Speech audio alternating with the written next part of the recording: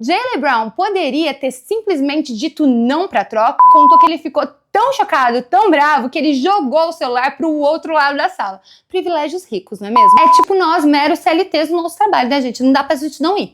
Infelizmente, tem que ir a contrato, né, filha? Então, em uma quarta-feira à tarde comum, você vê seu celular tocar e descobre que não trabalha mais naquele lugar. Fala, Valers! Se você não me conhece, meu nome é Bruna e eu trago o mundinho do basquete, da NBA e dos esportes de um jeito bem facinho de entender. Então, se você gosta de acompanhar o esporte de uma maneira mais leve, já chega no like, se inscreve, vai! Até porque hoje eu vou falar de um tema que muita gente tem dúvida, que é como funcionam as trocas da NBA. Imagina só, você trabalha 10 anos no mesmo lugar, chega jovem, cresce ali dentro, enfrenta críticas, vira All-Star, conquista um título e ainda é eleito o melhor jogador das finais. Então, em uma quarta-feira à tarde comum, você vê seu celular tocar e descobre que não trabalha mais naquele lugar. E o pior, não é porque você pediu demissão ou porque o seu contrato acabou e nem porque você e a empresa acordaram alguma coisa, não. Simplesmente decidiram mandar você para outra cidade. Foi mais ou menos isso que aconteceu com Jaylen Brown. Depois de 10 temporadas no Boston Celtics, 5 seleções para o All-Star Game, um título da NBA e um prêmio de MVP das finais, o Brown foi trocado para o Philadelphia 76ers. E quando ele descobriu, ele contou que ele ficou tão chocado, tão bravo, que ele jogou o celular para o outro lado da sala. Privilégios ricos, não é mesmo? Mas, enfim, eu acho que essa reação deixa uma pergunta muito interessante. Jaylen Brown poderia ter simplesmente dito não para a troca? Um jogador da NBA pode recusar uma troca? Bem, a resposta na maioria das vezes é não, mas existem exceções e para entender quando um jogador pode dizer não, primeiro precisamos entender o que realmente acontece quando dois times da NBA fazem uma troca. Porque não é exatamente um jogador que está sendo negociado. O que está sendo transferido é o contrato dele. Mas calma, porque isso parece muito mais complicado do que realmente é. Quando o jogador assina com uma equipe da NBA, aquele contrato estabelece quanto ele vai receber, por quantos anos, quais os valores são garantidos, quais bônus existem e quais opções poderão ser exercidas no futuro. Só que esse contrato também permite normalmente que a equipe transfira os direitos e as obrigações dele para outra franquia. É como se o Boston Celtics dissesse: ó, Philadelphia, a partir de agora, você assume o contrato do Jaylen Brown, paga o salário dele, recebe o jogador e passa a ter os direitos esportivos sobre ele. Em troca, o Boston recebeu Paul George, 2 escolhas de primeira rodada e 2 escolhas de segunda rodada do draft. Então, o Philadelphia não comprou o Jaylen Brown, é um pouco diferente do que acontece geralmente no futebol. Ele assumiu o contrato dele e entregou outros ativos ao Boston Celtics em troca. E ativo na NBA pode ser qualquer coisa. Pode ser jogador, pode ser uma escolha de draft, pode ser o direito sobre um atleta que ainda joga fora dos Estados Unidos, pode ser uma troca de posição futura do draft, o famoso pick swap, e em algumas operações também pode entrar até dinheiro. Por isso, quando você lê que um time ofereceu 3 jogadores e 4 escolhas, não significa que todo mundo envolvido tem o mesmo valor. Às vezes, um jogador está entrando porque o outro time realmente está interessado nele. E em outras situações, ele entra apenas porque o salário dele é necessário para a troca funcionar. E é justamente aqui que aparece a parte que mais costuma assustar quem está começando a acompanhar a NBA ou tentando entender essas regras, que é o salary cap. Mas fica tranquilo, porque você não precisa abrir uma planilha com 50 abas para entender isso não.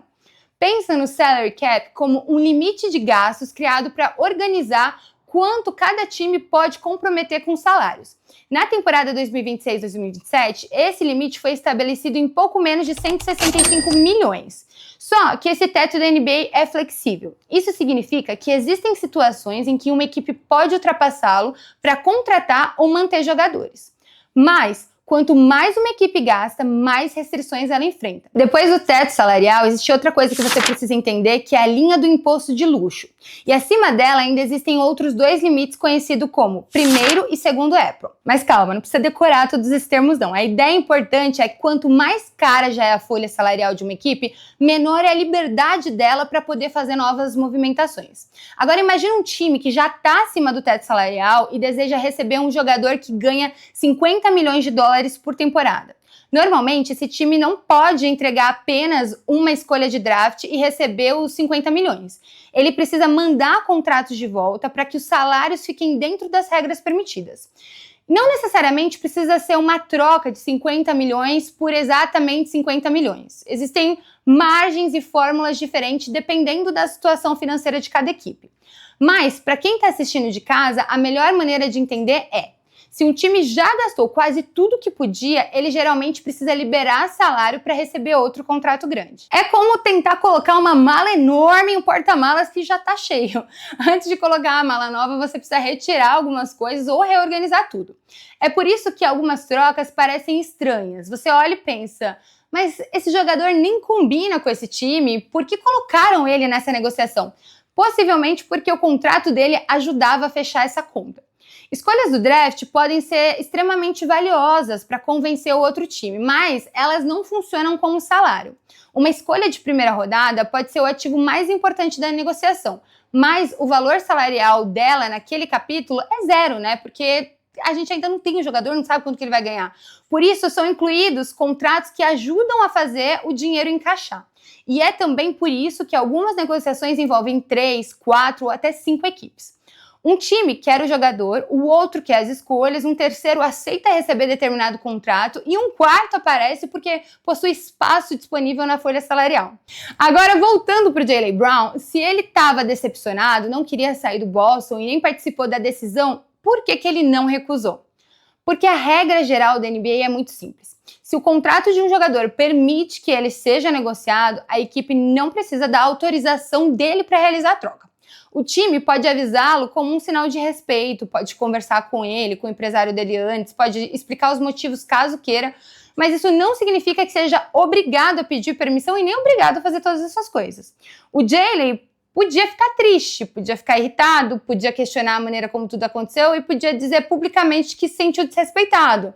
Mas sem uma proteção contratual específica, ele não podia simplesmente bloquear a troca. Mas é óbvio que existem exceções, né, minha gente? Porque só não existe jeito pra morte, não é mesmo? E a mais famosa delas é a cláusula de veto, conhecida como a No Trade Clause. Essa cláusula funciona quase como uma trava colocada no contrato. Se uma equipe quiser negociar aquele jogador, precisará primeiro receber a aprovação dele. Nesse caso, sim, o jogador pode ouvir a proposta e dizer: não quero trocar, não quero ficar aqui mesmo, e aí isso já era.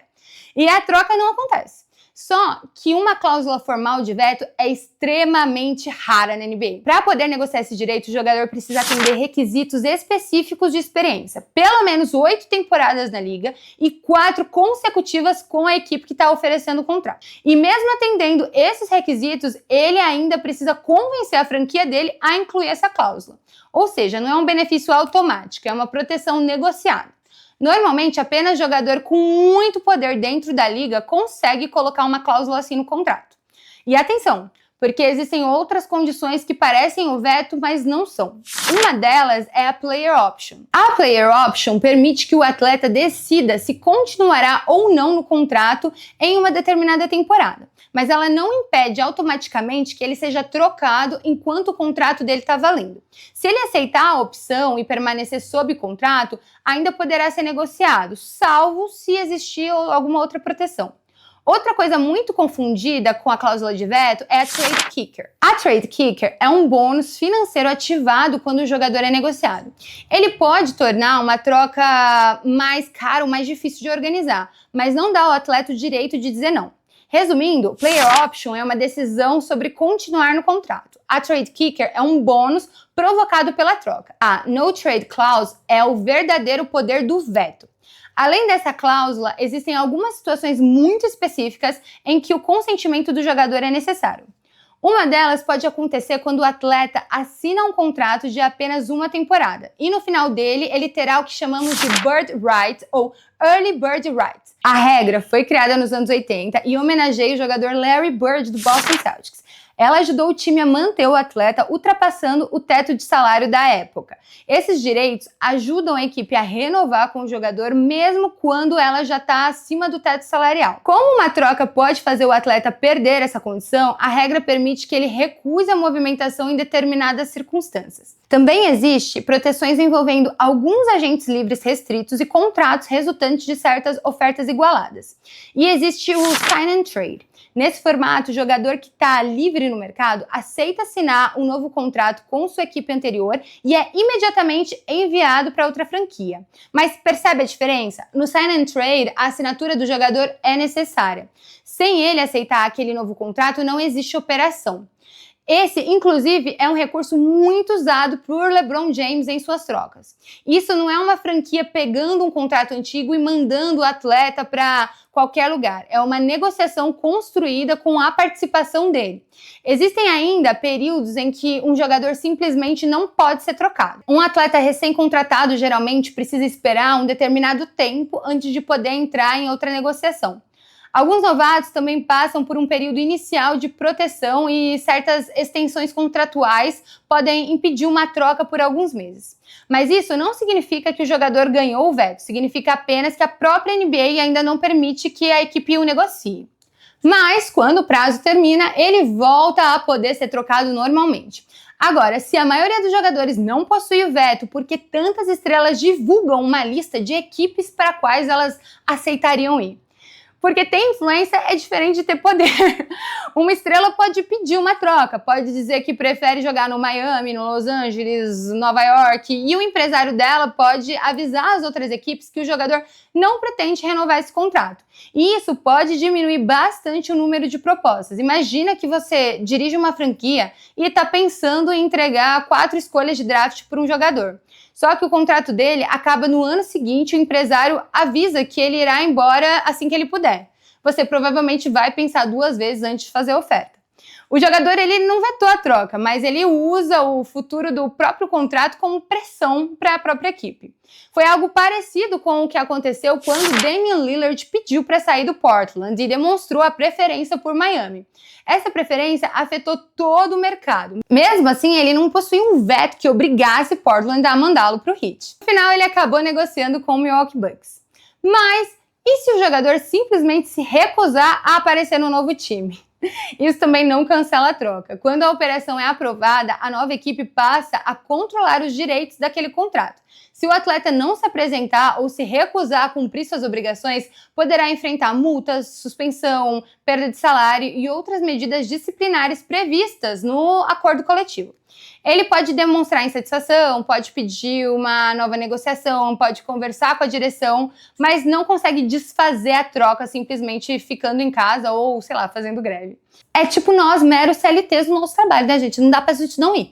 Infelizmente tem que ir a contrato, né, filha? Então, voltando à pergunta do começo do vídeo, um jogador pode dizer não à sua troca? Não, né, gente? Na maioria das vezes, não. Se ele está sob contrato e não possui uma cláusula de veto ou outra proteção específica, a equipe pode transferir ele sem autorização nenhuma.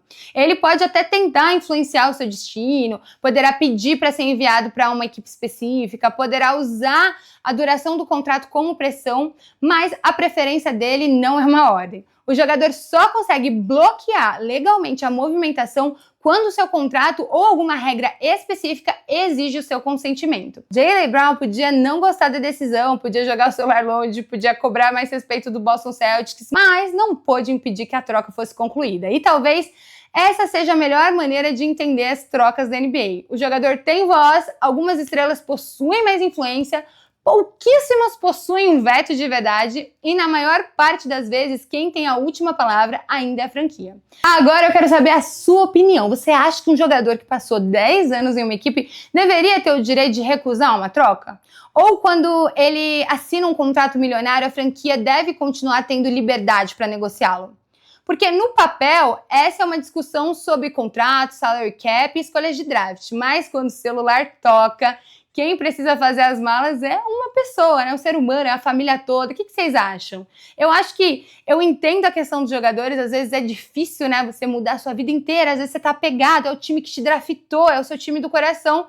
Mas eu acho que essas regras também deixam a NBA mais dinâmica e é muito gostoso às vezes a gente acordar e ver um jogador que a gente nunca imaginou em outra franquia e a gente fica muito empolgado com essa formação. Às vezes dá certo, às vezes não. Enfim, eu mesmo tô super empolgada com essa nova formação do Philadelphia. Comenta aqui a sua opinião e se você conseguiu entender, por favor. Se tiver dúvidas, também comenta aqui que eu vou responder tudo.